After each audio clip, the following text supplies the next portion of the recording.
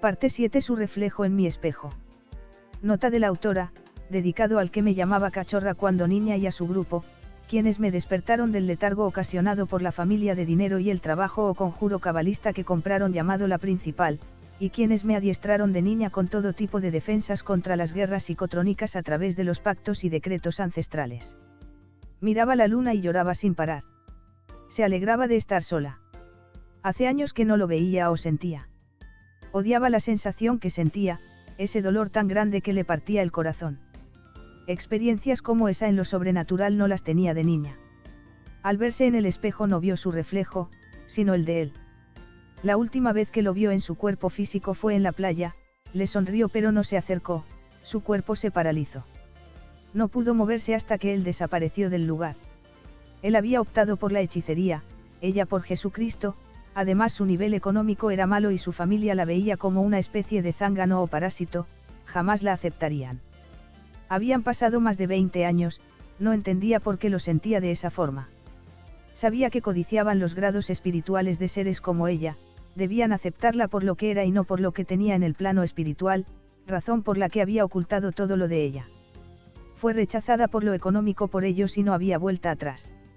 Además ella no estaba dispuesta a dejar de ser cristiana, no por lo que la gente en la iglesia decía, sino por su experiencia personal con Dios, era su todo, su razón de existir. Para agregar a su angustia, nuevamente la abogada media lésbica, que se metió con su ex, con su cuñada que planeó todo el hackeo y dejarla como prostituta con la familia de su otra relación y sus vecinas, que eran sus parientes planeaban a voz alta de usar Medusa, electroshock a distancia con la máquina de la voz de Dios, nuevamente en conjunto contra ella. Si fuera jactancia, no les haría caso, pero era así y la torturaban a diario para sacarle recuerdos de su ADN y hacerla renunciar. Nunca lo lograron en la ciudad donde vivía, menos ahora que había recordado sus derechos legales y los proclamaba cada vez que los sentía, tanto a ellas como a quienes convencían. Se jactaba la puta que se había acostado con su ex judío que era esclava de su familia y ella con su prima querían ser escritoras. Era una de las razones por qué la torturaban, para sacar los recuerdos de su ADN y escribirlos, la de sus otros parientes de hacer una fábrica con los recuerdos científicos de sus ancestros preadánicos. Ella solo recordaba los pactos y al mundo espiritual sus derechos y el derecho legal que ellos le abrieron al unificar, hasta los muertos. Ya sus ojos estaban siendo afectados por la presión eléctrica a distancia, querían que se suicidara sí o sí. Estaban peor que en la otra ciudad donde vivía, allá la presión fue tan grande que estaba con taquicardias diarias, apenas se sostenía y ya no quería vivir. Fue tanto su deseo de muerte que en una ocasión al mirar el mar sentada en el balcón se desdobló inconscientemente y se dirigió donde el anciano. Realmente no estaba segura quién era. Nunca había visto su rostro y para ella eran solo sueños infantiles hasta ese día. Podría ser el abuelo o padre de él, o, de sus parientes proyectados astralmente, o el que le faltaba un dedo meñique, o el que la acompañaba a una luna para que le tradujera una piedra que tenía grabada la historia de la Tierra, que se veía incrustaciones ocultas doradas con la puesta del sol, o el que había sido criado en el Vaticano, con quien desde niña le gustaba jugar en el plano astral.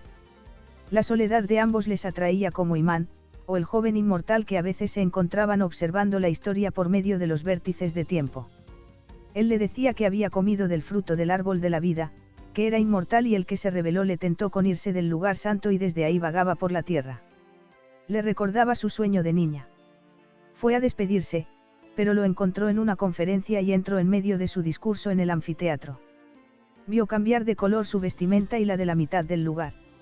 Segundos más tarde se vio nuevamente en su cuerpo y a él proyectado astralmente sentado a su lado. Le hablaba a su espíritu pero ella en su cuerpo físico no entendía. Sintió a su ex, se levantó, lo observó por unos minutos, le dijo algo disgustado y se fue. Desde ese día su deseo de muerte se alejó de ella y encontró fuerzas para resistir los ataques de ellos. Esa noche volvió a sentir las corrientes en todo su cuerpo, sobre todo en su cabeza, las sienes, los lóbulos. No aguantaba, hasta que sintió unas manos en la cabeza y una voz amiga. Resiste. Eran quienes había ayudado alguna vez en oración o astralmente por su cuenta. Le recordaban cómo les había ayudado a cada uno y el apodo que ellos le dieron, la chica eléctrica. Resiste, acuérdate cómo te conocí, decía el que tenía las manos en sus sienes. Recuerda lo que le hiciste a mi ejército para proteger a los niños que escapaban de nosotros los nazis. Recuerda lo que te quité al dejarme sin hombres. El rayo dijo, me quitaste el rayo, yo decía este no es de ellos, y lo lanzaba. Sí, eras una nena, ahora te lo entrego. En ese momento era tu único pariente directo, por eso tenía esa autoridad. ¿Recuerdas el sello que reconocí, el sello de la reina vigía, que solo sus descendientes directos tienen? El poder de los pactos del Eterno están en ti, repítelos, abrázalos. Tomó en sus sueños las palabras, el rayo, y todo se calmó, pudo dormir tranquila, viendo que su ángel la abrazaba diciéndole que estaba completa. Si sucedió algo con sus enemigos ellos nunca lo dijeron. La dejaron en paz por un tiempo.